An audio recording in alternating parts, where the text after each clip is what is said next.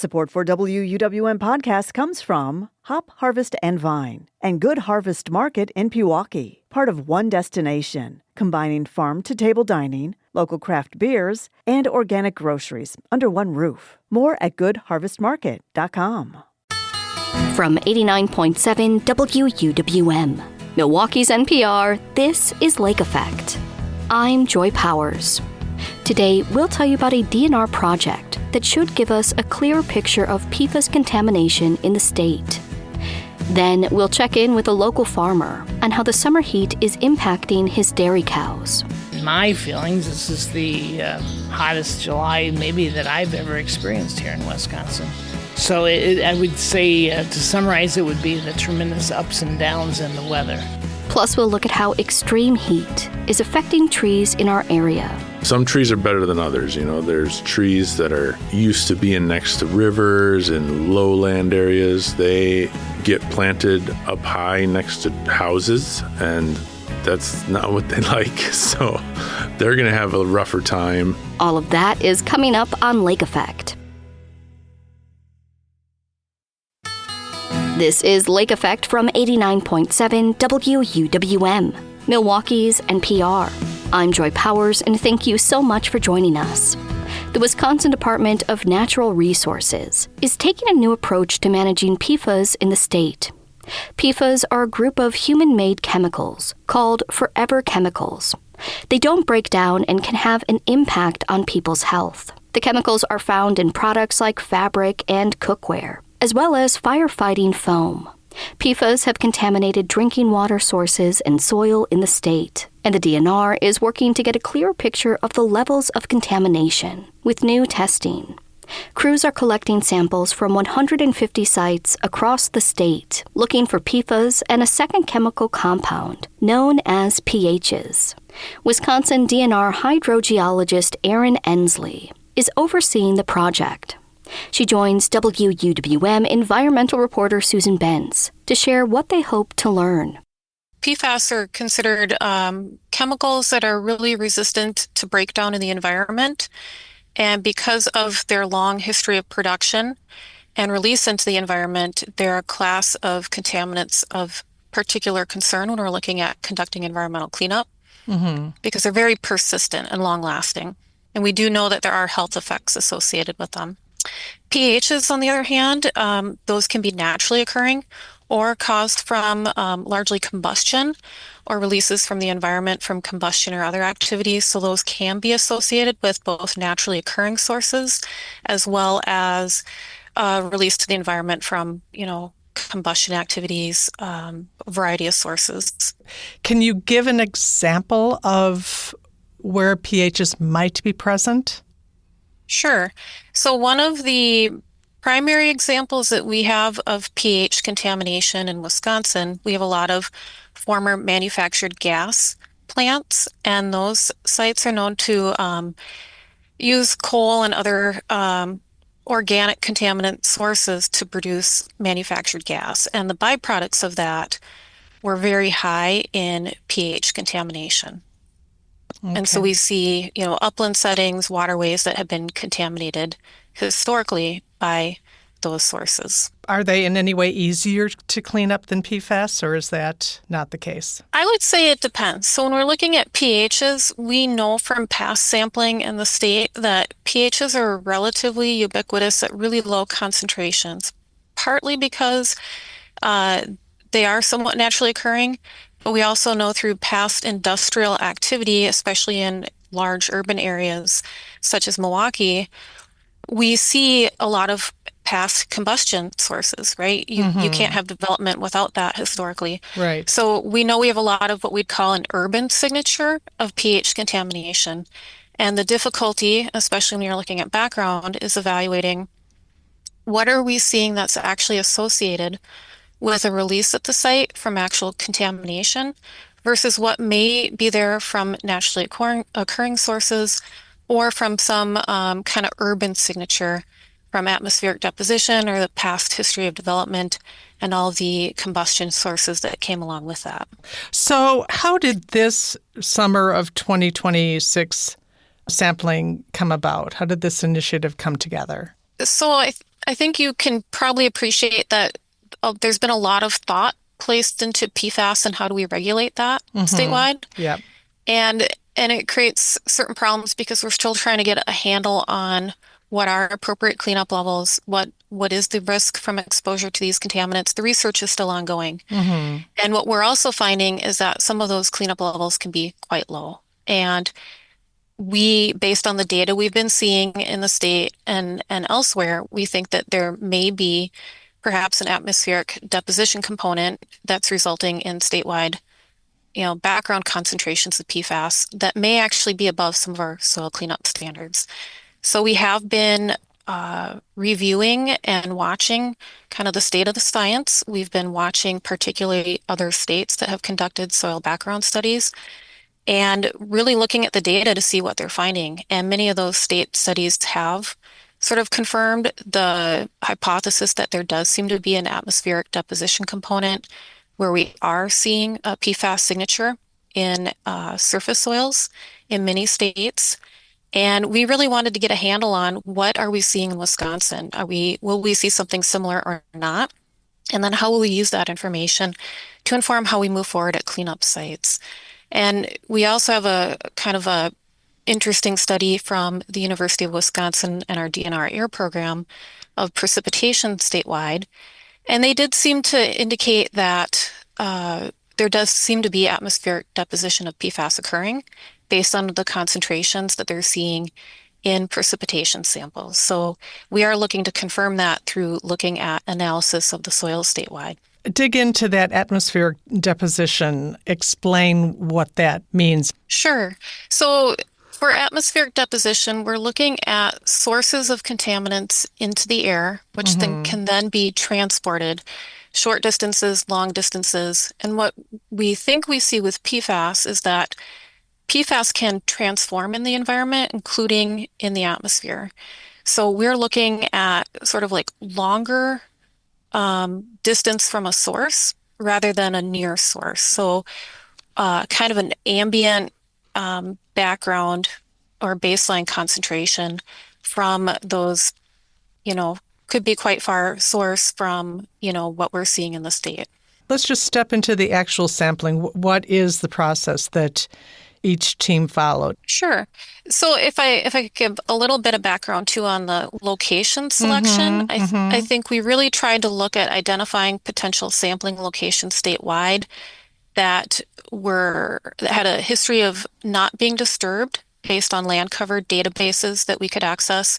We utilized DNR-owned properties, so state parks, natural areas. We looked at where these locations were statewide. We wanted to have good geographic distribution statewide to really understand what's that statewide signature. And then really trying to make sure they were not adjacent to any known contaminant sources or releases to the environment. So really trying to control for getting good locations that would represent a true background signature and not a potential contribution from a contaminant source. So in the field, we divided the state up into 8 sampling teams, and each sampling team had about 20 to 30 locations to go out and sample. The primary process was approaching the location, identifying a good spot within the area we'd identified as undisturbed, scraping off any leaf litter, topsoil, duff, anything like that that was in the way of getting a good surface soil sample. So we're really identifying kind of that top layer of soil where we would expect to see any kind of signature from an atmospheric deposition source. And we were collecting samples for both pHs and PFAS. Part of that collection process is doing the documentation at the site of what is the soil type, what's the vegetation type, what kind of land use is nearby? Do you see anything that could potentially be a source that we hadn't identified in our original location search?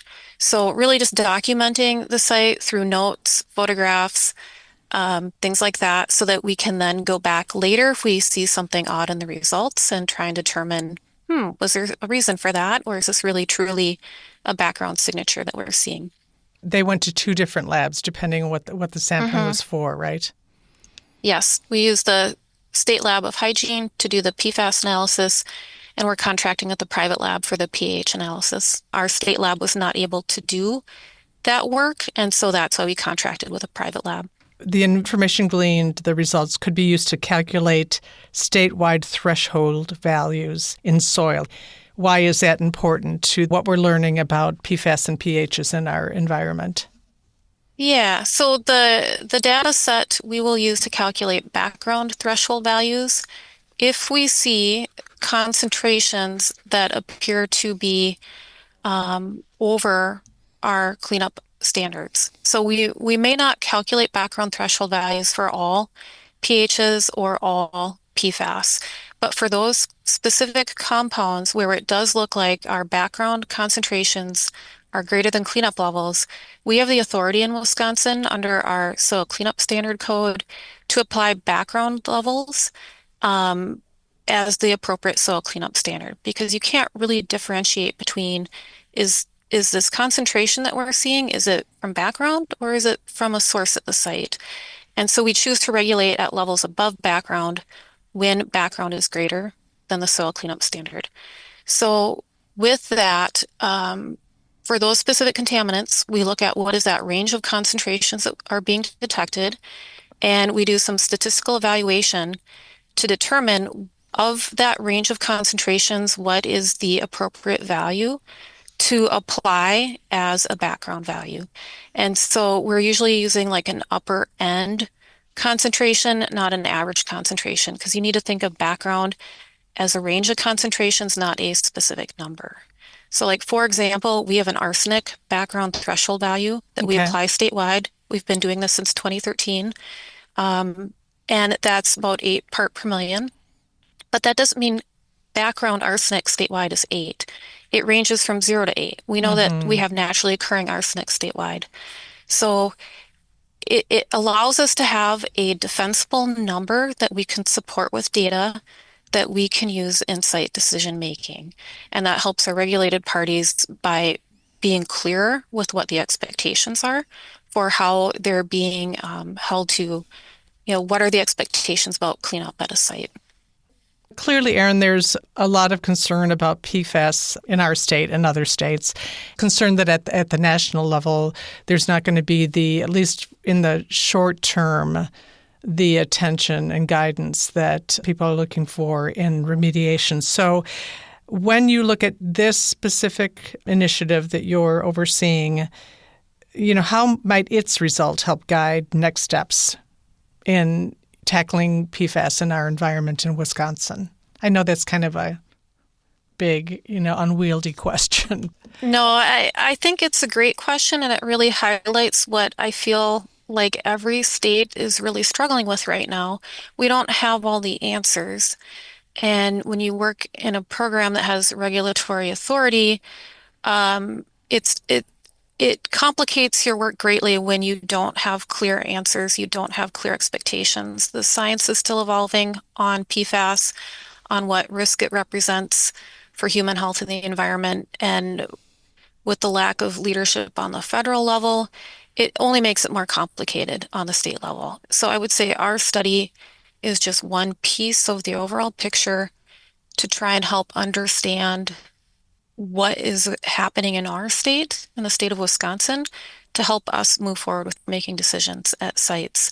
And I feel like we've had a good variety of state studies really trying to understand what we're seeing.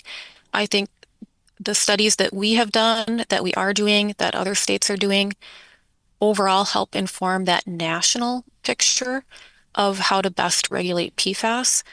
And I think everybody is watching everyone else to see, what they're coming up with. We're all working on this together, and we're all trying to figure out what the best path forward is. So I think this study just helps fill in one piece of the puzzle.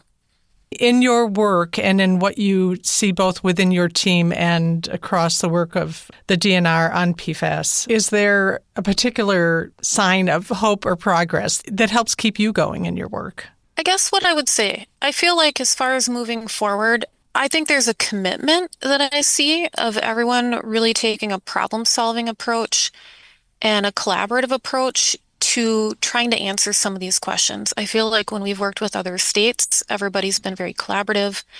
We're all working together, and that makes you feel a little bit less alone. It's not just, oh, the state of Wisconsin has to figure this out. We are all trying to figure it out.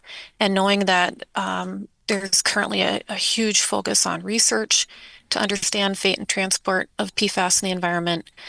Every state, federal level entities working on better understanding PFAS. I think it just feels like we're all working on trying to solve the same problems, and that's different than when you feel like you're the only one trying to solve the problem. So that gives me some hope, I guess.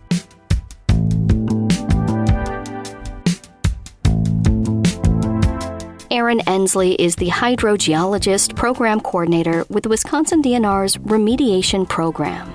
She spoke with WUWM environmental reporter Susan Benz. You can find more of Susan's coverage of PFAS at WUWM.com.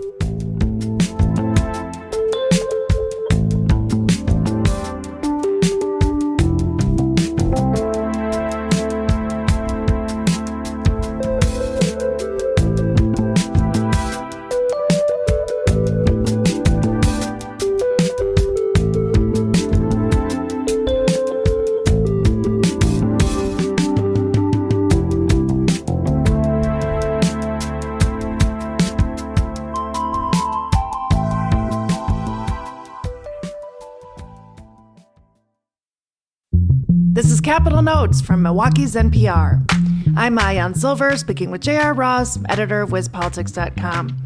Hi, J.R. Thanks for joining me. Oh, thanks for having me. Well, it's been a tumultuous past few weeks for Democrats in Wisconsin's governor's race. First, as we discussed, County Executive David Crowley dropped out of the race and endorsed Lieutenant Governor Sarah Rodriguez.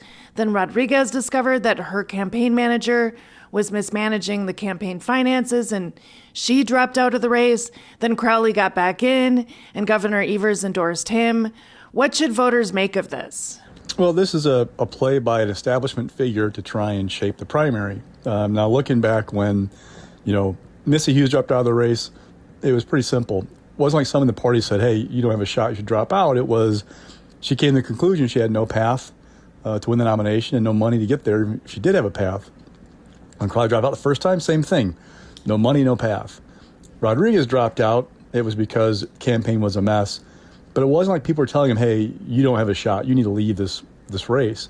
This is an example of somebody in the establishment, i.e. Tony Evers, trying to put his thumb on the scale of the primary and saying that he doesn't think Francesca Hahn can win in November. So he's going for broke with David Crowley. Now, we'll see if it works. The question is, are there enough resources behind Crowley to leap him back in the top tier of candidates, and are there enough people who are worried about Hong's chance of success in November to kind of turn against her or not vote for her come August 11th in the primary? And you were talking about Democratic Socialist Francesca Hong. She's leading the polls. And interestingly, Republicans are apparently running ads on behalf of her in this primary season. What are your takeaways there? I think the Republican Governors Association is up to around $3.8 million so far that's reported spending the state to quote-unquote oppose Hong. But if you look at the ad, it features her saying that she's the only candidate who take the party back to its progressive roots, talks about her opposition to Donald Trump's immigration policies, her opposition to ICE. It's running heavily in Madison and Milwaukee, which are two markets that are key for Democrats. There are buys on cable that suggest that this is really about trying to highlight her positions for Democratic primary voters. You see this all the time. Parties, groups playing in primaries, trying to get their favorite candidate because Republicans believe that Francesca Hong is unelectable come November. And if they get her, then it makes it easier for Tom Tiffany to win the governor's office come November. And back to the Crowley situation, on the last episode of Capital Notes, you said that there are no, sort of like smoke-filled rooms with establishment Democrats kind of pulling the strings about the governor's race. You just mentioned Evers as an establishment Democrat trying to put his thumb on the race. The Milwaukee Journal-Sentinel has reported on political operatives that maybe argued that Mandela Barnes was struggling and they wanted Crowley to get back in after Rodriguez dropped out. Do you know if Crowley made his decision on his own, or were there people in his ear? There are people in his ear. I mean, he said that he got encouragement from people and that he prayed about it and got back in. And Governor Evers, I've had sources tell me before this was all breaking that there are people around Governor Evers who are encouraging him to get back in. The question is, will it work or will it split the party? I mean, if Francesca Hong loses the primary now because Tony Evers got involved, what's that going to do with her for her supporters come November? Are they going to sit home? Are they going to say, hey, the heck with this? These establishment people, went and put their thumb on the scale for David Crowley. We don't like this. I don't know. Mandela Barnes, you mentioned him. I've seen private polling that he was kind of, I don't want to say sinking, but not doing particularly well for somebody that's the highest name ID coming in the primary. So he's kind of treading water. So there are a lot of unknowns here. What I can tell you is I don't hear from many people talking about Joel Brennan or Kelda Roys as their real threats to win the nomination. It's really a question of, can anybody overtake Hong? And is there enough money for Crowley to overtake her? I've seen buys from groups supporting him. He says he raised $550,000 in the first few days after he got in. I don't know if that's enough. In talking to people in politics, they aren't sure it's enough money to vault him from having dropped out to first place in a matter of weeks.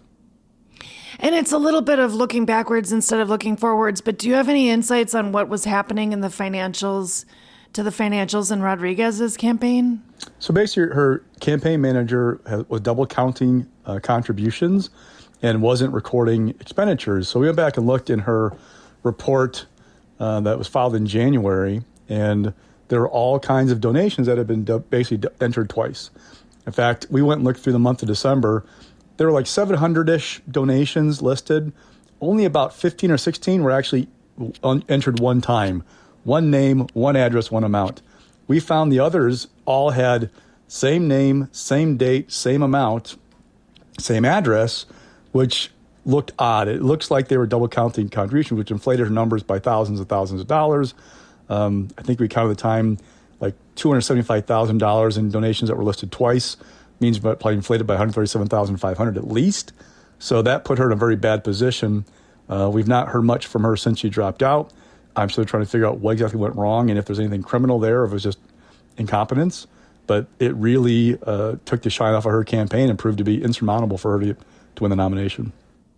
This is Capitol Notes. I'm Ayan Silver, speaking with J.R. Ross of WizPolitics.com. And do you think there will be any consequences to that, aside from Rodriguez having had to drop out of the campaign? It depends. Depends what they find. It depends if any district attorney looks into it. If there's a complaint with the Ethics Commission and they look into it. I mean, there's all kinds of unknowns at this point about what went on and why. We just know that it was a fatal mistake for Rodriguez to trust her campaign manager the way she did and not know what was going on. And with all this musical chairs of candidates on the Democratic side, what does all this shifting around mean for voters who may have already cast absentee ballots? The Elections Commission has said you cannot spoil your ballot and have a do-over. So if you've already turned in your absentee ballot and you voted for somebody who's dropped out, that's it. You can't ask for it back and do it again. Now, that wasn't the case before. They voted 4-2. I can't remember what date it was to say you can't spoil your ballot. But that is now an issue for people because we have to send out absentee ballots as early as we do in Wisconsin because of federal requirements to make sure that overseas voters, those in the military, get their ballots in time. So with such a long window, if you cast your ballot right away, you do risk that somebody could drop out of the race and that you voted for. And I can't remember, as of sometime last week, more than 80,000 people turned in their ballots already. So we're well north of that at this point. And that's it. If you voted and you don't like who you voted for, you're done. You're stuck with that person through the primary. Democrats are suing the Wisconsin Elections Commission about that, though, right? There's a lawsuit. Like, how quickly can that move? There's a principle in elections. You don't want to change the rules of the game while things are going on. Now, Democrats argue the Elections Commission changed the rules right before voting started. They're not happy about that. I just don't know how quickly a court can move to say yay or nay if these guys should be able to spoil their ballots. And then what? We go to the appeals process, we go to the Supreme Court. How quickly can they all move to have an answer before August 11th? And we're talking a lot about the Democrats and the Democratic primary. There is actually technically a competitive Republican primary. U.S. Congressman Tom Tiffany is the Republican frontrunner. He's secured endorsements from Trump and the Republican Party of Wisconsin. The Journal-Sentinel reports he's raised over $2 million in the last reporting period. But he does have a competitor on the ballot, Andy Mansky, a 27-year-old medical services technician. What can you tell us about Mansky and his role in the election? He hasn't been able to raise a whole lot of money, hasn't got a whole lot of attention. I interviewed him for a series that we did. It was Politics in conjunction with Wisconsin Eye. Interviewed all the candidates in the primaries. Tiffany declined to participate. But, Mansky just hasn't got a lot of attention or a lot of support, and all the money is flowing toward Tiffany, along with the money that he raised personally.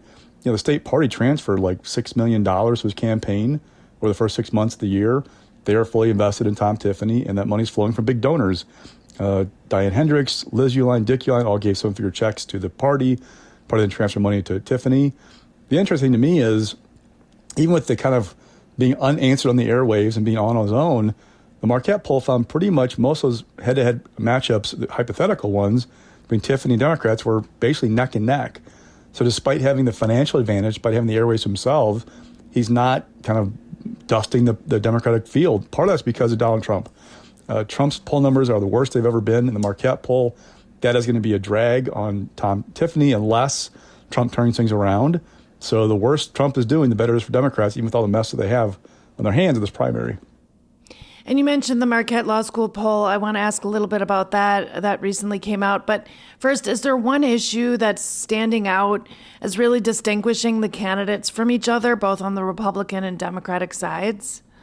It's interesting in talking to people. Francesca Hong is the only candidate for governor on either side who is saying she wants a flat-out moratorium on data centers. Now, others have called for regulations. We get these in place quickly.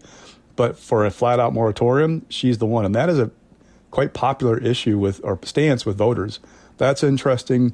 You're looking at the field among Democrats. There are various nuances about where they're at on the school choice program or raising taxes on the wealthy or Act 10, those kinds of things. There's a whole lot of difference. But that moratorium, that is one thing that sets Francesca Hong apart from the others. And on that issue, it was in the Marquette poll, only 5% of voters surveyed said that data centers were their top issue. But there's still an interesting development there. Just 22% said the benefits of these projects outweigh the costs. That's down from October 2025 when 44% of voters thought the benefits were greater. So data centers have fallen even further out of favor with Wisconsin voters.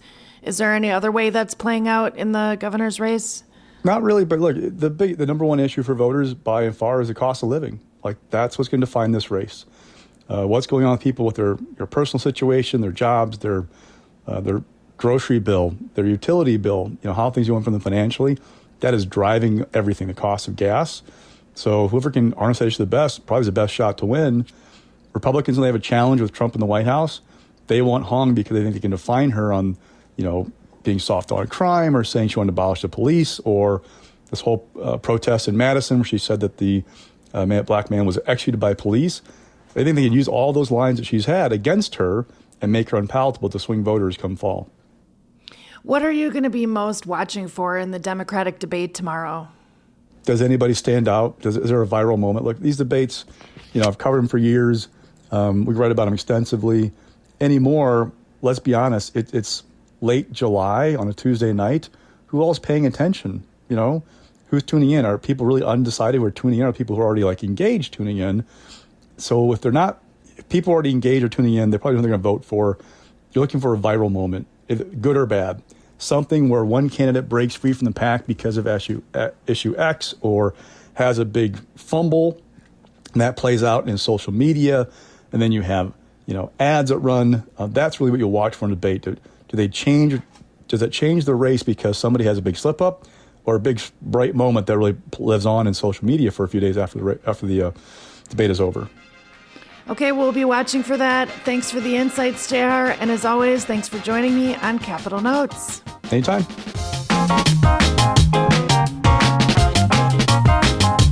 Just like Capitol Notes, Lake Effect is available as a podcast. Find it wherever you get your podcasts. Then subscribe, download, and listen on demand. In about 10 minutes, we'll learn how to spot when your trees may be heat stressed and how you can help. But first, we'll check in with a local farmer on how the summer heat is impacting his dairy farm. Dairy price is down pretty low. It's certainly below break even. But we're all optimists. We just keep going at it. We do it for the love of the cows, and we have faith that in the long term it'll even out.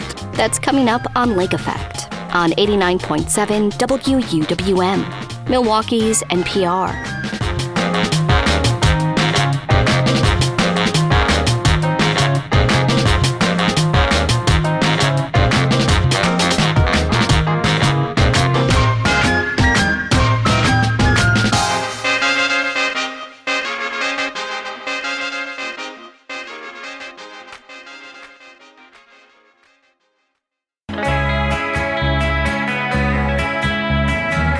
You're listening to Lake Effect on 89.7 WUWM. I'm Joy Powers. July has been dry and hot, which aren't ideal conditions for farmers or their cows. Tom Oberhaus is the co-operator of Cozy Nook Farm in Waukesha County. Cozy Nook is primarily a dairy farm, and it supplements its business with seasonal pumpkin and Christmas tree sales. Lake Effect's Sam Woods last spoke with Oberhaus at the beginning of the planting season, and he checks back in with him now to see how the summer is going. So Tom, last time we spoke, it was in the spring and you were really starting to get stuff in the ground. I think some alfalfa was coming up, some triticale was coming up, and you were planning for the year. And one thing that you mentioned at the time was, we're looking at a break-even year. Fuel prices are a little higher than we expected. Already had booked your fertilizer, so that was fine, but kind of looking ahead in the forecast for a break-even year. So how are we looking now? At this point, it's just up to the good Lord to send us some rain. So it's been a very up and down year. April was, among the wettest Aprils in history. People were worried if they were going to get crops in the ground. And then May turned so dry that we wondered if it was ever going to rain again. And then we got a beautiful rain on June 6th, which saved the crops for then. And we got more rains in June. But now July has hit with some real heat. I mean, this is some of the hotter weather we've experienced without rain. And there's, you got to stretch your imagination to see thunderstorms in the forecast. As a farmer, we always just kind of assume when you have hot, muggy weather, when the front passes, you'll get a nice thunderstorm. And hopefully we get a nice thunderstorm, not bad storms, but just a good rain. So we're just praying for a good rain, and then we can have a pretty decent crop year. How does that affect your farm financially? Like, does that make a dollar impact? Yeah, we need the corn to not only feed the cows, have a little extra corn to sell, hopefully. Soybeans is a cash crop for us, and we need August rains to make soybeans. And of course, we need to grow enough hay to feed the cows. So, if we turn into a drought here, then we will suffer pretty harshly, and we'll grab her by the bootstraps and go at it next spring with good attitude again. Good attitude. I know to expect that from you, Tom.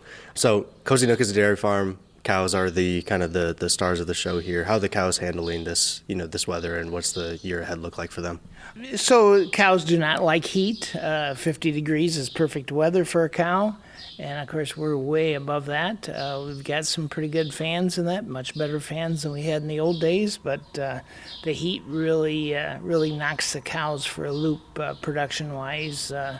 We'll see how it struggles on here, but by the end of the week, we will probably be down 15-20% on milk production, and that's not the big concern. The bigger concern is the health of the cows.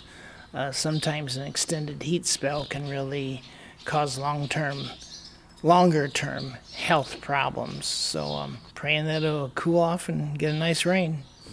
So you're not just physically on the farm all the time. You were at a dairy convention, I believe, last week. You'll have state fair obligations coming up. You got a county fair things happening. But let's start with that dairy convention. Can you talk about where you were last week and what you were doing? So we were in Iowa for the National Brown Swiss Convention. It's an annual convention usually held in early July each year. It kind of moves around the Midwest. It's just a good opportunity to visit some dairies in that area, and also talk to other dairymen and breeders. And it's a convention that is very interested in the genetic side of things. So there's always new things coming out in the genetic world. Technology is doing wonderful things for us as far as identifying things in the genetic world and helping us breed around them, and to just breed better cows that are healthier and longer living and produce more milk. Did you get any indication of how the dairy economy is feeling at dairy producers, I guess, are feeling kind of at large at this convention? Not very good. Dairy price is down pretty low. It's certainly below break even. But we're all optimists. We just keep going at it. We do it for the love of the cows, and we have faith that in the long term it'll even out, and better times are ahead. A bit of a double barrel question for you. Right now here in July 2026, what is economically boosting Cozy Nook Farm? Like, what's been a blessing for you? And on the flip side, kind of what's holding you back? It sounds like maybe it's a tough time for dairy, but what's holding you back and what's holding you up right now? Yeah, good question. So yes, dairy is, we're probably lucky to be break even. We're below water, I would say, on the dairy right now. But our pumpkin and Christmas tree business is what has been the bright spots for us the last few years, and we laughingly say that the pumpkins actually support our cow hobby. Obviously, the cows are more than a hobby, but we like to milk cows. That's what we love to do. As most dairymen, you milk cows because you love it. You got to make enough money to survive, but our goal is not to stash up money to do wild things in that. We just want to make enough money to stay alive and milk cows and farm for another year. That's what makes us happy. 2026 and all the years that you've been farming, right? You've been at this for a bit. When you think of 2026, what do you think you'll remember about this year, or what was unique about this year in your world? Oh wow! Every year is unique, but like I say, this year was unique in that we had that beautiful shot of weather at the end of March, allowed us to get some things done, and then April was unbelievably wet. We're like, wow. And then May, unbelievably dry. And then June, pretty nice. And now July, hot and dry. I mean, this is, right now, I don't know what the weathermen are saying, but in my feelings, this is the hottest July maybe that I've ever experienced here in Wisconsin. So I would say, to summarize, it would be the tremendous ups and downs in the weather. It just seems really, really up and down and up and down. Yeah. And that's a tough one because that's completely out of your control. Certainly so. Yes. And May, when it was so dry, it was also very cold, so the crops were really very slow to get going. And then June, we had the nice rain. They really took off. And, of course, now they're struggling because it's hot and we don't have enough juice. You're listening to 89.7 WUWM, Milwaukee's NPR. I am Lake Effect Sam Wood, speaking with Tom Oberhaus, who's the co-operator of Cozy Nook Farm. And Tom, in our last conversation in the spring, we were talking about hoping that we get a full 5-year farm bill. It's been renewed annually since 2023, but you're looking for a 5-year, this is what it's going to be, set plan. And, you were saying, big document, hope we have some kind of cap on, or floor on milk prices is kind of what you're looking for from it. But you're not just any farmer. You're involved. You're involved with the Wisconsin Farm Bureau. You were just at conventions this time in Iowa. Yeah. Does anyone reach out to someone like you to kind of have put input in what should be in a farm bill? Yeah, from time to time, people ask, what's really critical to you in your operation. I have very, very limited hope that we're going to get a farm bill passed. I mean, as you know, Congress is split in two different directions, and if one guy says the sky is blue, the other guy says no, it isn't. And it's a very split time, and we need people to work together to get some things like that done. And sorry to say, I don't have much hope for that. That is the first time I've heard you express that you don't have hope or optimism, Tom. This must be serious. The farm bill thing is, it's a mess because we got people, like you say, nobody can agree on anything, and so then nothing happens. So this last question is less of a question and more of an opportunity to have the final word. So you've been gracious with your time over the last year, welcoming me in once a season to check in. And, we've been through the ups and downs of a good pumpkin season, a down Christmas tree season, heavy rains, droughts, farm bill shenanigans, capital improvements, plans and then replans. A lot's happened in this last year. So I want to give you the chance to put the cap on this and have the final word here. Jeepers. I first of all, I feel very blessed to be able to do what I've loved to do for the last 40 plus years. And that's true of almost everybody in farming because there's a lot easier ways to make a living. But we do what we do because we love to do it. We love to see nature. We love to see putting that kernel on the ground and watching it grow and develop. We love to see that calf being born and thinking back to what his mother and grandmother, her mother and grandmother looked like. That's what makes the world go round for us. So we farm because we love it. We all have to figure out a way to make enough dollars that we can afford to move on to the next generation, and we feel like we've got a plan here that is working for that.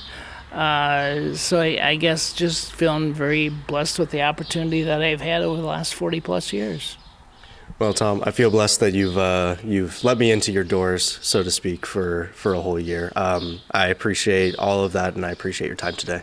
You're very welcome. We love what we do, and we love to share what we do because we think people need to understand where their food comes from. It doesn't just show up on the grocery store.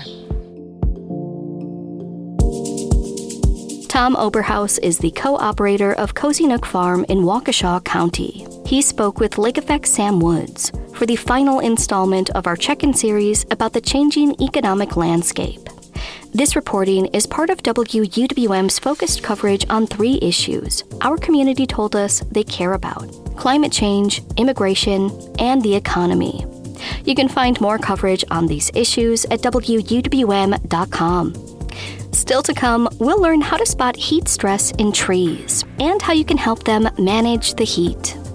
That's next on Lake Effect on 89.7 WUWM, Milwaukee's NPR.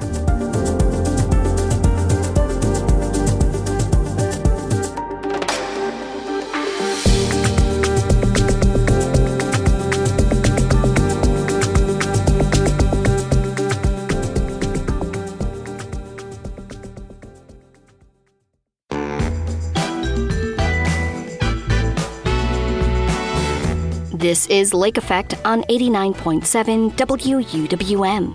I'm Joy Powers. Milwaukee has faced extreme heat waves this summer, with even nighttime temperatures staying above 70 degrees. These high temperatures have been uncomfortable for people and trees alike. Trees depend on a cycle of heating and cooling in the summer, and when temperatures stay too high, that can cause heat stress. To learn more about how to identify heat stress and manage it, I'm joined by Adam Passo, District Manager for the Davy Tree Expert Company. Adam, thank you so much for being here. Yeah, thanks for having me. I think of summer as being, this real high point of the year for trees, but it's also a season that presents some hazards. So let's start here. What does summer generally mean for the life cycle of a tree? Yeah, the big spring flush is over. Things are hardened off. They're just trying to create seeds for recreation. They're trying to get water in times of drought to keep on. Some root growth, not as much as fall. Tip growth is done. They're probably fighting some insects and maybe some diseases. So it's always a battle out there with trees. Sure. Now, what are some of the conditions that can be challenging for trees, especially when they're presented with the intense heat that we've been seeing? Yeah, they kind of need to shut down during the day when the sun is really intense and there's not a lot of water available to their root systems. They got to close their cells in their leaves, the stomata, and just kind of conserve and wait for the next time. Usually early in the morning, they're going to have some dew they're going to be able to capitalize on. They open their stomata when it gets dark and it's not so hot, and they can respirate a little bit. So every time of the day, there's something new going on. But some trees are better than others. There's trees that are used to being next to rivers and lowland areas. They get planted up high next to houses, and that's not what they like. So they're going to have a rougher time than, say, like a pine planted on the top of a hill. A pine and a spruce, they like drier conditions, so they're really thriving this time of the year, Where a river birch, if you go around, see a river birch, its interior leaves are turning yellow right now, and it's just trying to, those leaves that weren't pulling their weight, it's like a business. Those ones that aren't producing, they get fired and they fall off. So every tree's different. If it's planted in the right spot, it's going to do really well. If it's planted in a borderline spot, it's got some challenges out of it. How can you tell if you have a tree that might be heat stressed? Yeah, there's some really obvious ones. The leaves get pretty droopy. They just look flatter than normal. They don't look, puffed up and happy. And like dogwoods are a perfect example that right after a rain, they're really happy and kind of pointing upwards. And then when it's hot and less water, they're pointed straight down. It looks real sad, but it just takes the smallest amount of water in those kind of sensitive plants, and they'll perk right up, and it's perfectly natural. So if you see that your tree is a little off, probably a little heat stressed, is watering it, maybe once a day, once a week, is that going to help? Yeah.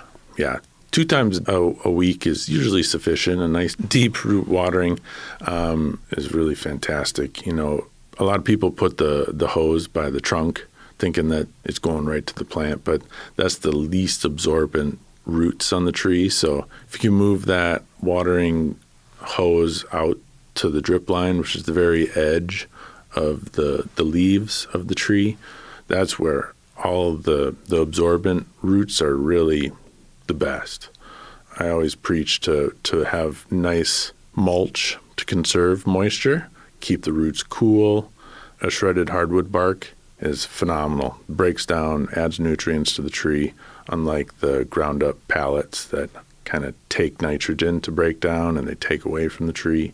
Those colored mulches that are, just wood pieces, some of those dyes can be a little harsh. So anytime you can go natural with your mulch, that's great. And it'll help the tree a lot.